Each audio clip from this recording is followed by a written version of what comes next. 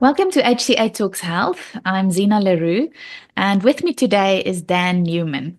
So Dan is the founder of and CEO of Lifestyle First, and his mission is to make health the most important thing across our school communities. So he's worked in the fitness industry, also in the organic food industry, and has been in education for over 20 years. And he's also spent the last few years studying lifestyle medicine, holistic therapy, such as internal family system, and also developing his health coaching skills. So Dan also leads the British Society of Lifestyle Medicine, the school's special interest group, and is also writing courses for them, as well as the UK and International Health Coaching Association. So welcome, Dan. It's such a privilege to have you on the show today. Oh, thank you for inviting me, Zina. Yeah, it's great to be able to come and share what we're doing with people like yourself. It's growing the message, and we hope to expand what we're doing into other schools and help health coaches get an idea of what's possible and what we can do in our schools. Yeah, so your focus is really on schools. So tell me more about that. Why? Why specifically schools, and what is it that drives your mission to make health a priority in school communities?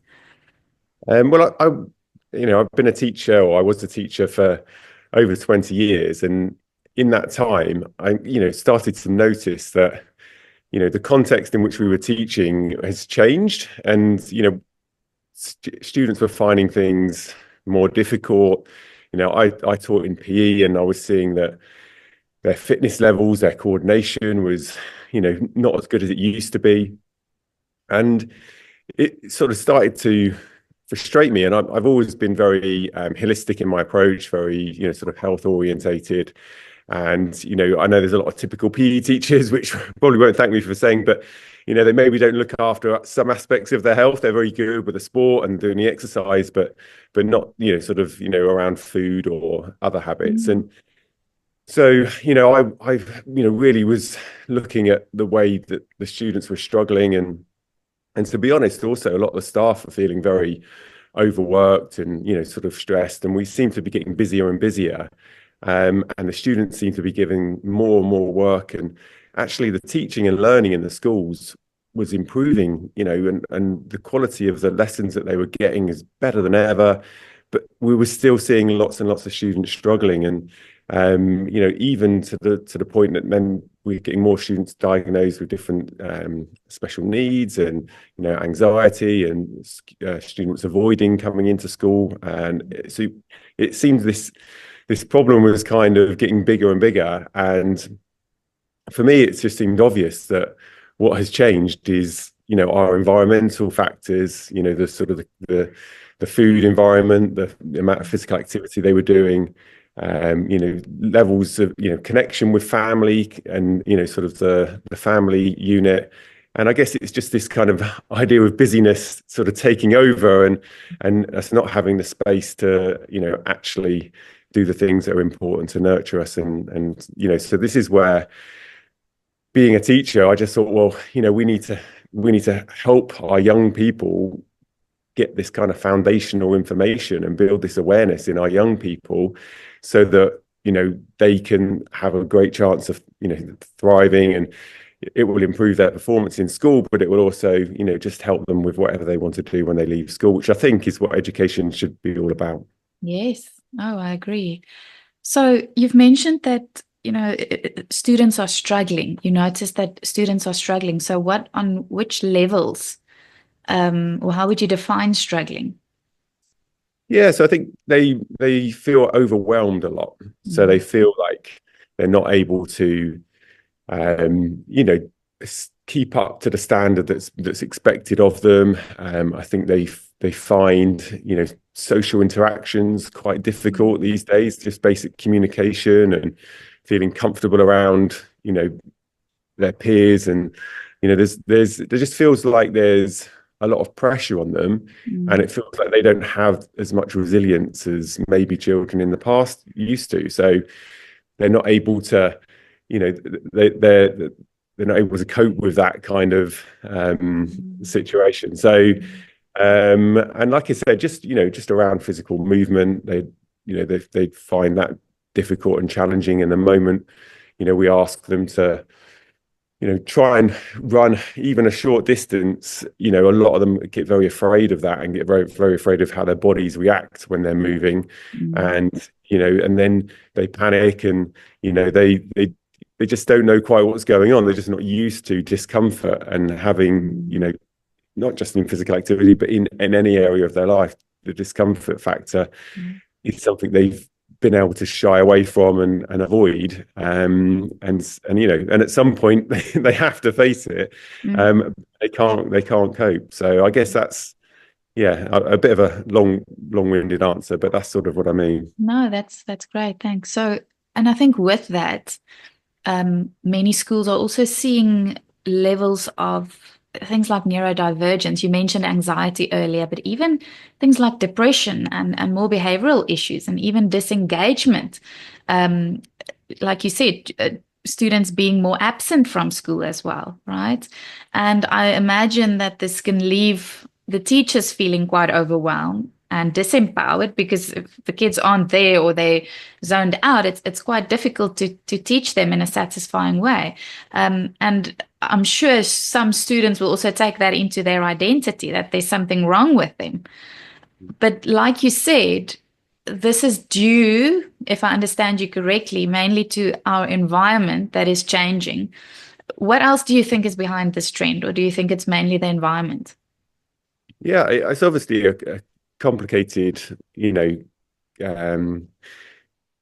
contribution of a lot of different factors that are having an effect. But I think it's, children's metabolic health. If we just looked at that, that's huge, because we know that they're eating, typically 70-80% ultra processed food, very high sugar diets.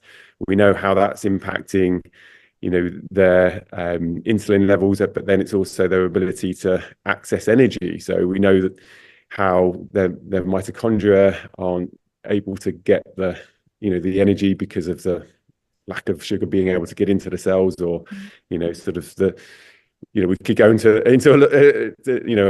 a rabbit hole here, but effectively that metabolic dysfunction happens in the brain as well. And so the brain is, the brain cells, the neurotransmitters that are, supposed to be being sent across the synapses, all of those things are affected. And so it's not surprising that we're seeing students that are having, difficulty regulating behavior and emotions, and, finding it hard to focus and concentrate.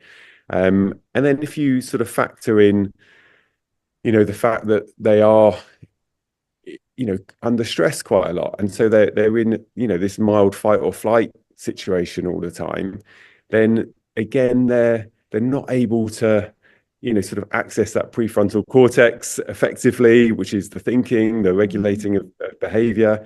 And so, you put maybe sort of they're not bonded with their family, and their sort of attachment to their parents is not as strong as maybe it used to be, because the parents are very busy and they're living, and it's not to blame anyone here. It's just the fact that our environment and our culture is prioritizing, sort of busyness and, sort of status and, that kind of career progression above maybe, what I would consider to be the most important thing, which is actually nurturing and developing, amazing young human beings and building their strength and resilience. And, I think we seem to have put that at a very low priority as a society. And obviously there are exceptions where families are doing a fantastic job despite all of those conflicting incentives. But yeah, I think we need to bring people's awareness to how food, how movement, how healthy relationships, and all these things are actually impacting our young people, and support people to really make good choices around this, so that we can help our young children become strong adults. Yeah, I agree. So it is often multi-layered, right? It's not just due to one single factor. There's often many different things that play a role. But you mentioned relationships, and I think our attachment to, or the kids' attachments to their parents, and that's huge. And I know that you studied internal family systems as well. And if we think about that, the setup of the family, the the different attachment styles, that actually plays a huge role in how we develop as adults, and the types of patterns and behavioral patterns that we develop later on. Is there maybe something you want to mention on that?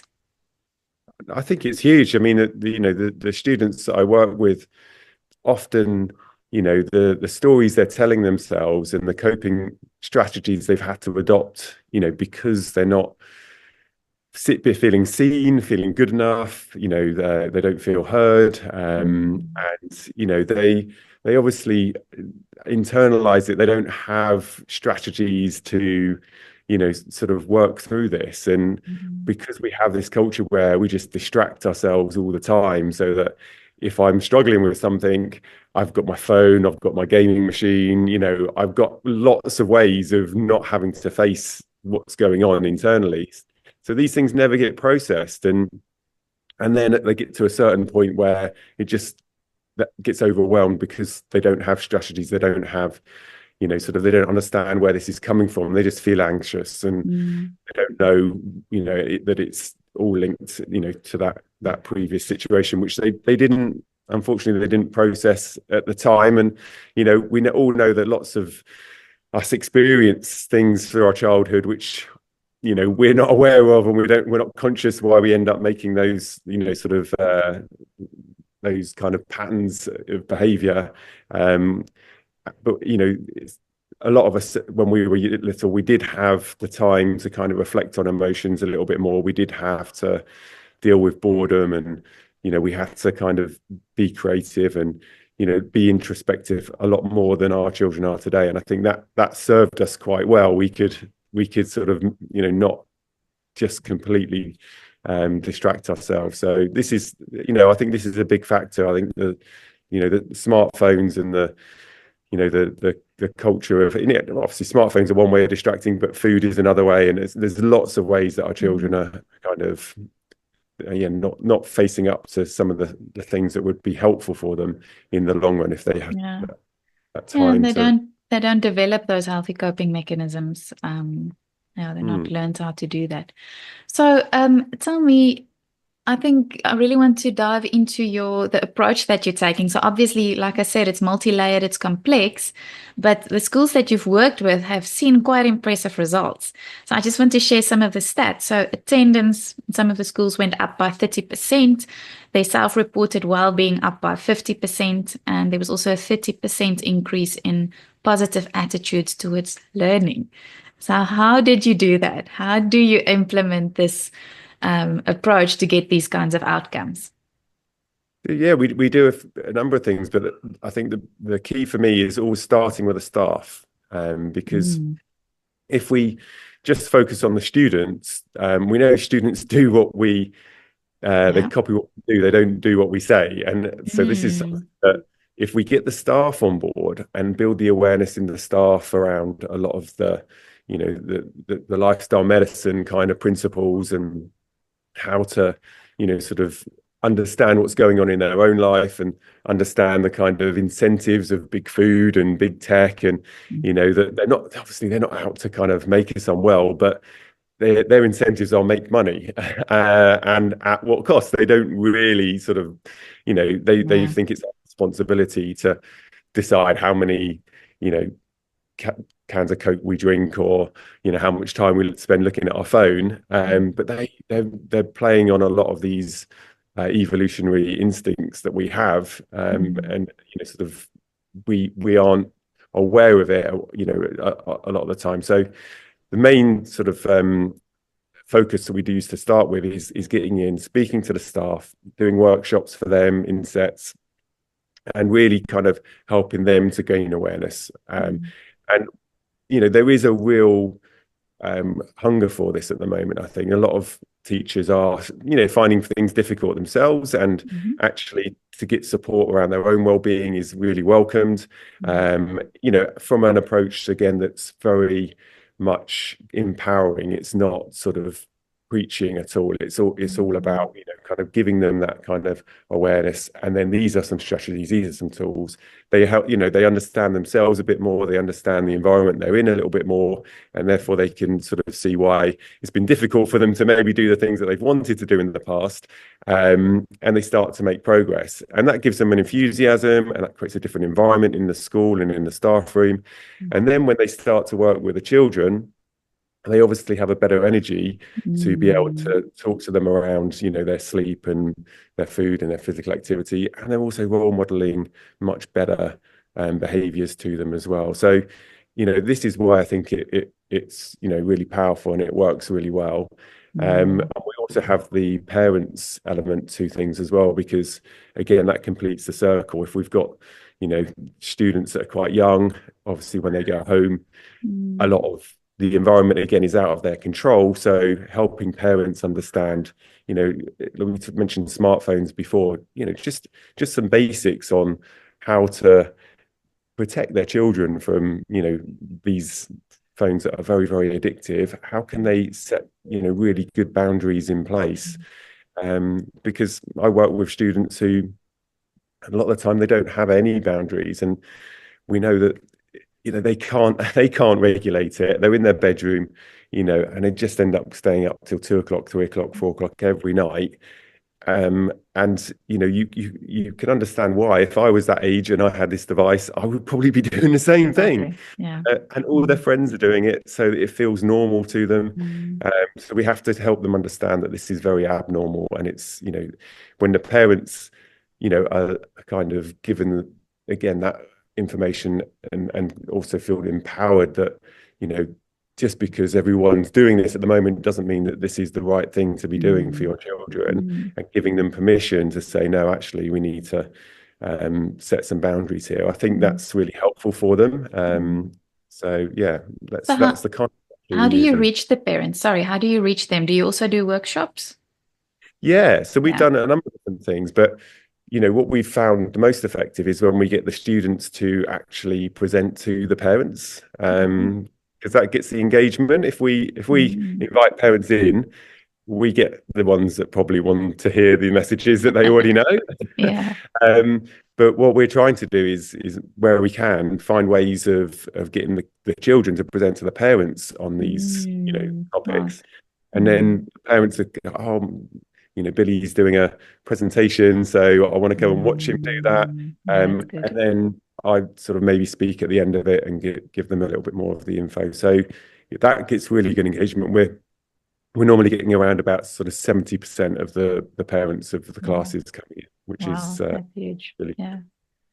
And then do you also work with the kids, obviously? So there's a curriculum as well that's part of the school system, if I understand correctly.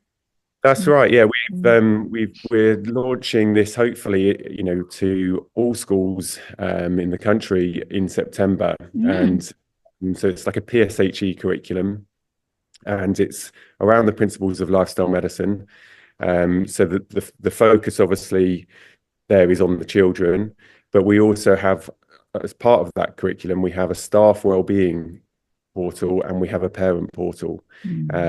Just to really make sure again that we're completing the loop, so that the information and the language being used is the same for the parents, the staff, and the students. And obviously, we want to try and give the best environment for the children. And if we can empower the staff and the parents, then obviously we've got much more chance of bringing the children through with the changing behaviours, which is where the focus of the curriculum is all about. Not just about giving information, it's how can we help them to make new choices? How can we change the culture in the school so that the day-to-day experience of the children is set up to obviously help them make good choices? So it's designed around the 6 pillars, right, of lifestyle medicine, Yes. which is, remind me if I can't remember all of them, but it's sleep, physical activity, nutrition, relationships, what else? Mental health. Be minimizing harmful substances, and I think mental health. I'm not sure if you Mental said health, and probably stress, something around So that- stress, right? Stress reduction. stress Yeah. comes under, sort of you could sort of talk about stress in mental health, Yeah. healthy That's relationships, lots of different ways it comes in. Yeah. mm. So obviously all of these different pillars are addressed, but how do you see each of these pillars playing out in a school environment? Or if they have lack of physical activity, how does that play out in a school environment? Can you maybe touch on some of these pillars?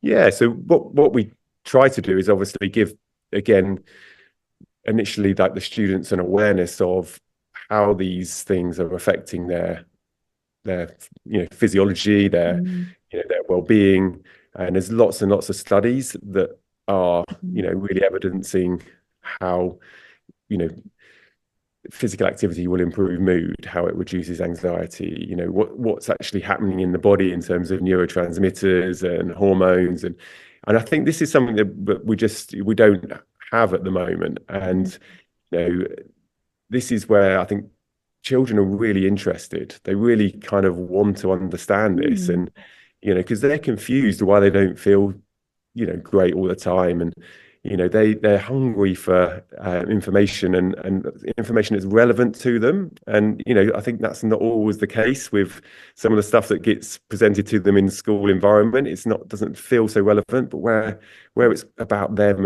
and really nurturing their well-being. And we bring into the curriculum sort of environmental factors as well, because I think, again, to be truly healthy, we have to connect to each other, but we have to also connect to nature and our planet, and even potentially something bigger than us, like spirituality. mm, And to be completely healthy, we kind of need all of these things in place. So we're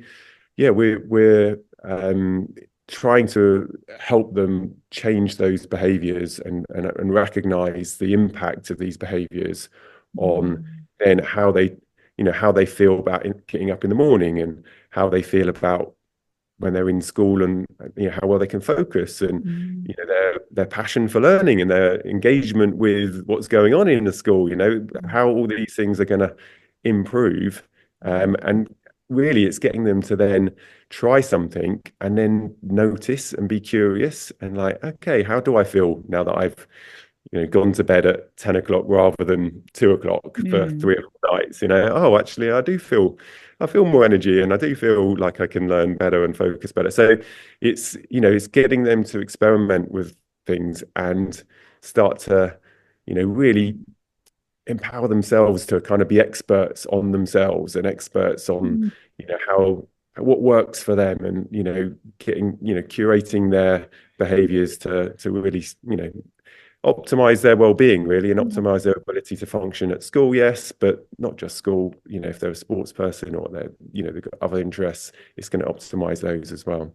That is so powerful. And I think it's such a gift for the future generation um, to improve their health in this way. So I was curious, do they only have practical, I would say, assignments or, in terms of practical application, or do they also write exams? Yeah, so we don't tend to have any sort of exams. PSHE is more of a subject where you're trying to kind of bring in some wider issues that Mm. don't, it's not like a Okay. formal assessment. But we do have things like sleep trackers, where we might get them to go home, record on the sheet sort of the amount of sleep they're getting, and the quality of that, and how they feel afterwards. And we have a lifestyle medicine award, which is, I don't know if you're familiar with the Duke of Edinburgh Award, whether that's Mm. something. Yeah. So Yes. it's similar to that, for year 6 students, who they have all the different pillars of lifestyle medicine. And the idea is that, say, if they took sleep, they would have to design an evening sleep routine, and then they would have to implement that and sort of carry it out for a certain amount of weeks, and they get that signed off by the parent, and that would give them the sleep pillar. And they could do that for each of the 6 pillars. So it's really encouraging them to Wow. make these changes, and actually live what we're talking Mm. about, and not just having it in an Yeah. exam. You can Yeah. write down the answers, but don't do it. Oh, that's so exciting to know that these things will be part of the school curriculum very soon. Um, because I've often had that where a client would tell me, "Oh, I wish I knew this 20 years ago, or I wish I knew this as a kid." And I often had that thought, it should be part of the school curriculums. It's like a basic right.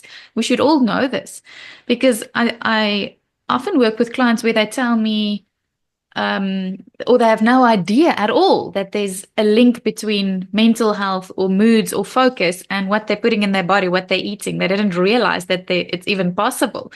And I feel like these things we should know.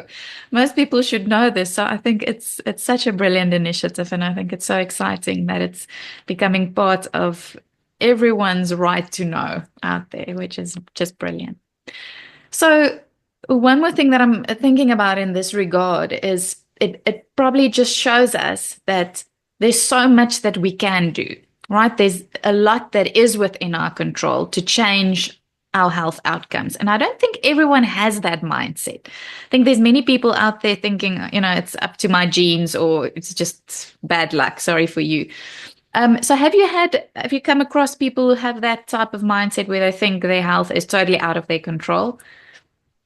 Yeah, I mean I think you're right. It's a very common way of thinking, isn't it? And I think Mm. again, it's all part of our conditioning in this culture that we're in at the moment, and we're led to believe that we can almost do whatever we want, and then something goes wrong, and then we go to someone to fix it for us, the doctor Yeah. or whoever.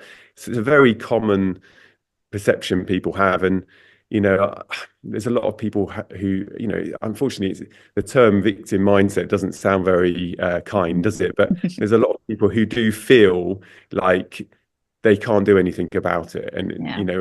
and it's a real frustration of mine because as we know, there's so much that people can do, and if they Mm. probably the first step that we often have when we're working with students or the staff is often that flip in their mindset, trying to get them to see that what we're talking about here is just simple steps, simple strategies that will have a big impact, if they can do them consistently.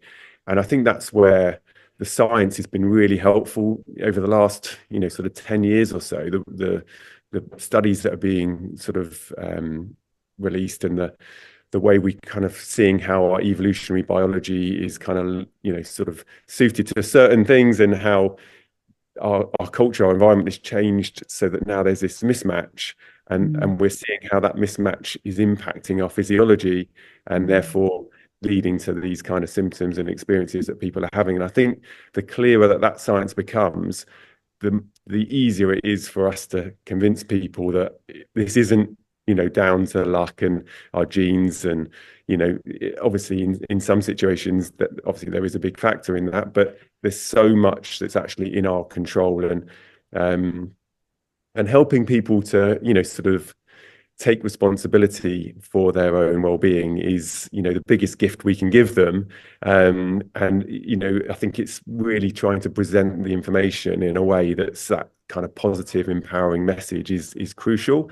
Because I Mm. think in the past, one of the problems is that health information has been very dry and very prescriptive, and felt like people people just feel like, oh, some expert says to do this, I've tried to do it, I couldn't do it, or it didn't feel right for me, and then they just lose hope and just think Yeah. that they're a failure, or Yeah. that.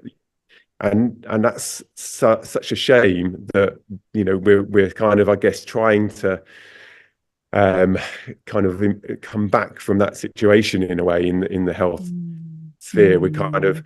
There's been a lot of poor, I don't know if it's not poor advice as much, but it's just poor implementation of that, and it's kind of made people feel like they're failures. And we've got to change that narrative, and we've got to help people understand that they've got to become experts on themselves, they've got to try things, and just giving them that kind of belief that they can actually do some different things, and it will make a difference in their life. Yeah. And I agree, the research out there is brilliant to show us, just the whole research field of epigenetics, of course, is there's certain things that we can do that can turn these genes on or off. So yes, that's the one side. But also what I like how you're implementing all of this is for the students to test it out on themselves. So there's that almost embodied learning. Now, I know I actually felt so much better when I went to bed at 10 a.m. or when I didn't have the processed foods.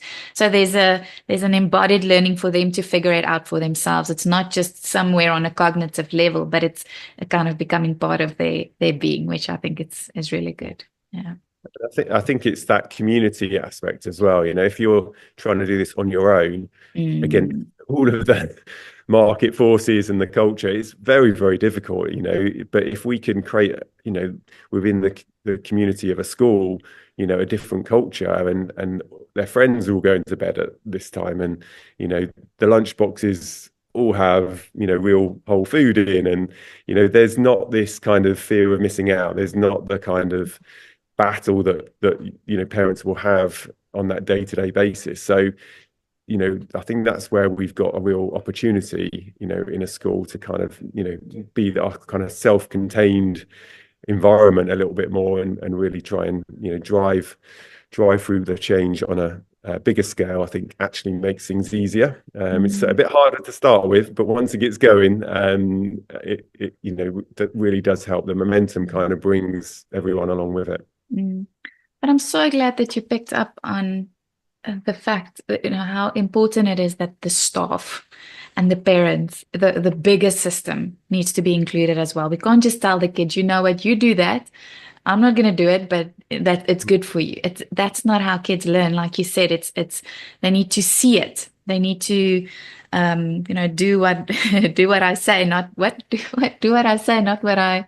What's that Do what I saying? do, not what I say, isn't it? Do what I do, not what I Yeah, say. no, I'm yes, exactly. So, I mean, that's just not going to work. So, and I love how it's really, we have to look at the bigger picture and the systems that are supporting our kids as well. Yeah. So, I guess this is where maybe the health coaching comes in as well. So, I know that you combine a lifestyle medicine approach and health coaching. So, how does the health coaching fit into the approach? So we also sort of have health coaching going on in the schools. So the students who are particularly struggling with again a whole range of different situations, we work with them one-to-one, and that can often involve working with families as a whole, or just the students, depending on the situation. And also with the staff, we support staff that are finding life difficult or have having challenges, and so the health coaching is sort of that supportive intervention, because there are lots of interventions in schools, and there's some great stuff, but a lot of them kind of look at things in isolation. So there might be stuff around supporting them with their mental or emotional well-being, or there might be things that are helping them with like anxiety and those kind of things, and there's like these clear interventions and strategies, but actually a lot of the time those strategies aren't looking holistically again. So someone that's finding it really difficult to regulate their emotions, they might be going to bed really late, they might be eating lots of ultra processed food, and all these other behaviors that actually, if we get them going to bed on time, getting them eating the right kind of foods, suddenly those behaviors improve a lot anyway. And then they might need some emotional conversations and support, but it's really taking that root cause approach. Let's go a little bit further upstream here and focus on some of the fundamentals that we know are important for us to be able to function really well as a human being.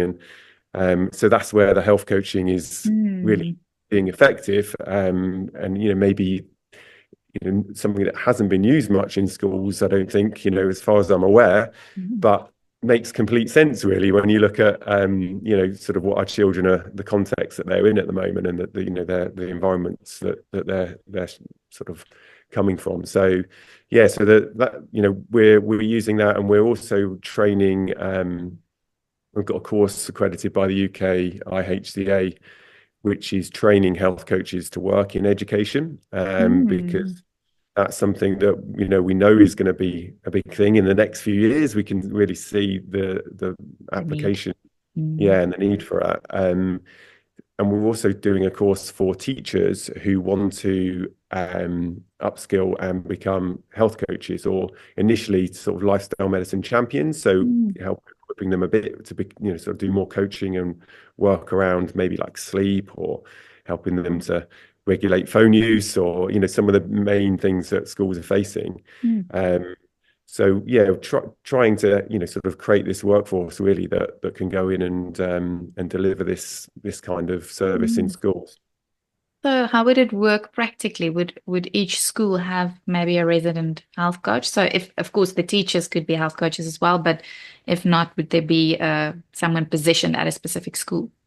Yeah, so I mean, each situation could be different, but the model that seems to work well is that you've got a health coach that's in the secondary school, but also works across the feeder primary schools as well. So, Mm, that might be depending on the school and the need. It could be one day a week, it could be a couple of days, it could be full time. But a lot of trusts have, sort of secondaries in their kind of, their feeder primary. So, working for the trust and working across those different schools is the kind of model that works. And the health coach also will be great at kind of promoting the curriculum, doing talks and workshops for staff and parents. So it really helps to bring the culture through the school. The curriculum on its own is great, but often we find these things don't get implemented as well as they could be, mm, unless there's someone there that's really championing it and sort of bringing it to life, if you like. And so this mm, is where I think the two things in combination are what's needed, because the cultural shift is quite big, and mm. the competing narratives are quite strong. So we do need to put in place enough structure and support to really bring this stuff through. Mm. But if someone listening today believes that their school could benefit from this approach, or maybe they're currently studying health coaching and they would really like to become trained as a health coach in an educational setting, you said the UKI HCA does have courses, but what's the best way to get started? Yeah, I think, well, I mean, they can clearly, send us an email, or Yeah. go on our website, which is lifestylefirst.org. And, we would be happy to, support you in that journey. But the key is really just to get in touch with your school. If you're a health coach and you're interested, get in touch with local schools, Mm, you know, help them on, sort of, I suppose health coaching is still a relatively unknown, sort of service. And I think helping the school understand what it is and how that could potentially be transformative for some of the students that they have. And because schools are, they're overwhelmed, and they're finding, it really difficult to manage, large numbers of their students. So if you can offer some support for those and show that this is not just a short-term intervention, that actually once you correct some of these kind of behaviors and lifestyle habits, that this is a very good long-term investment, because that student might be in your school for 4 or 5 years, and they, they're going to be a lot less time to manage that student if you can, sort of put these strategies in place. So it's exactly. not a temporary kind of short-term Mm, fix. It's kind of getting mm, to the root of the problem. And if you can do that as a whole in the school, if you can mm. address, a lot of these issues, on a cultural basis, then again, you're going to see a lot less students coming through that need that support. So I guess it's trying to sell that message really. This is a long-term, it's an investment up front, but the long-term benefits down the line are going to be really powerful. It will be huge. Yeah, I agree. Thank you. So when just before we pressed record, Dan told me that he cycled to school today. So I just, as a final question, I would love to just hear more about your own, on a personal level. What are some of the things that you do? Because obviously this is a big area of interest, but what are some of the things that you do to maintain your own health and your own well-being? I think, yeah, good question. I mean, I start every day, I think, with I get up and walk the dog. It's the first thing I do. I charge my phone downstairs, so I'm conscious Yeah. not to engage with it first thing in the morning. And I walk the dog. I do a little bit of breath work when I'm walking the dog, Mm. some breath holds, and then I come back and do like a 10-minute sort of mobilizing exercises, and then a 10-minute strength workout. Um, and then I go and have a cold shower, and then Mm. I have a cup of coffee and I read some sort of books that I find kind of inspirational, I guess, and are kind of just setting me up for the Wow. day. That's a So it takes me about an hour every morning. It's kind of like a morning routine that I've developed over a number of years. great. I've been pretty consistent, to be fair. I was sort of like, it's as I've kind of added to it, it's kind of like, oh, can I do all of this? But it really does make a big difference to me if I Mm. get all of that done. I just, I wake up feeling like, Mm. I could have another half hour in bed here, but like actually once I get up and I get moving, I feel so much better from doing it. So it kind of sets me up. And then I do cycle, like I say, I work across lots of different schools. So I'm cycling probably about 100 miles a week, just in Wow. kind of getting around all those schools. And it's, I think some schools are a bit surprised when I turn up in the lycra and kind of, have to kind of go and get changed Yeah. and kind of come out and stuff. So, but again, I think it's really important to role model that Yeah. behavior. And, again, it's sort of, it inspires other people. They see, Mm. oh, well, it is possible to do it like this, and it makes them think about, oh, what could I do? Could I cycle one day a week? Or so I Ooh. think Mm. part of it is, yeah, I'm doing it for my own health and well-being, but part of it is also that hopefully it does help inspire others. And yeah, so I mean, those are the consistent things. And then I try to get to the gym, a couple of times a week, and we do a triathlon as one of our sort of campaigns Oh, within the nice. school. Mm. Try and get as many staff and sixth form students Oh. to enter a triathlon that we do in the summer, which is really good fun. So Mm. those are the main sort of things that I do on a That's consistent huge. Wow, it's such a powerful morning routine. And yeah, it seems like you're absolutely practicing what you're preaching. And I think that's what students need to see. So yeah, sounds good. basis. Thanks It for just sharing comes that. back to that, yeah, they do what you do, not what you Yeah, say, which doesn't is it? Back to that. exactly, So it's the exactly. same with the staff. So I think Yeah, you have to have that integrity when you're doing this yeah, kind of role. And definitely. No, I definitely. yeah. Okay, so finally, is there maybe one last thing or one key message that you would like to leave our listeners with? I guess it's just you know I know lots of your listeners are health coaches already, Mm. so it's the power that health coaching has to transform and change people's lives is huge. And Yeah. when you're part of that and you see it happening, it's one of the most satisfying feelings in the world to see people sort of make these changes, and to be part of that is just an incredible experience. And Mm.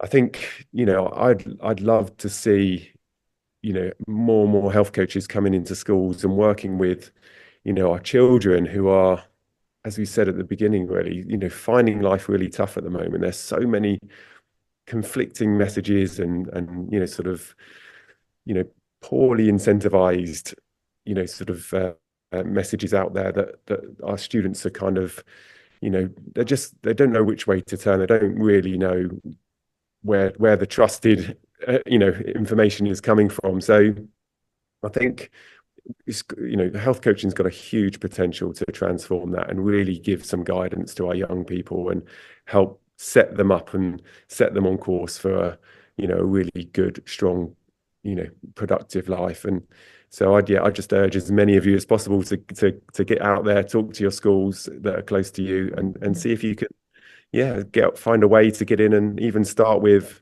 a couple of hours a week, just working with some of the most, challenging kids, or kids that they really need help with. And just, yeah, let's try and bring our children, to that their potential really. Let's try and get them back to what they could, what they should be entitled to. Yeah, and I agree with what you're saying. Working as a health coach is extremely satisfying. So I can only imagine how it must feel when working with kids, where you can see how dramatic the shift could be, to create better health for future generations. That must feel incredible. So yeah, thank you, Dan, and thank you for this very important work that you're doing. And yeah, thank you for joining us today and taking out the time to have a chat with us today. And yeah, all the best with all the endeavors. Thank you, Zena. Thank you for inviting me. And yes, it's obviously, you can tell I'm quite passionate about it. So it's great. I love the opportunity to share what we're doing with other people. Yeah. Thank you so much, Dan.